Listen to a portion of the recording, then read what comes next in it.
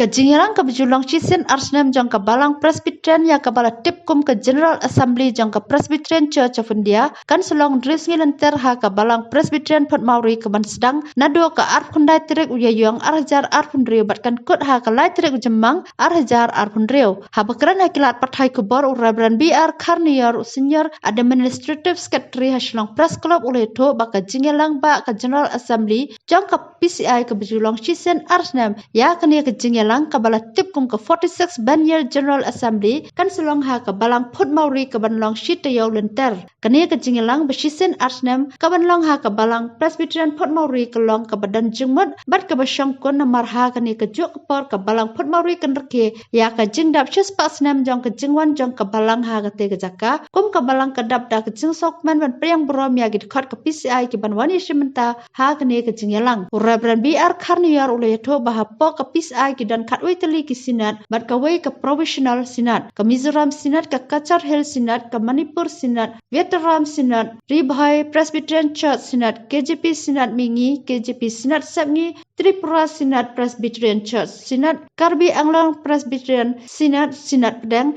Rangpai provisional sinat ya kini ke community wa KCI ke jingito kapan selong ke sinat Kabapura Jubilee celebrations 2026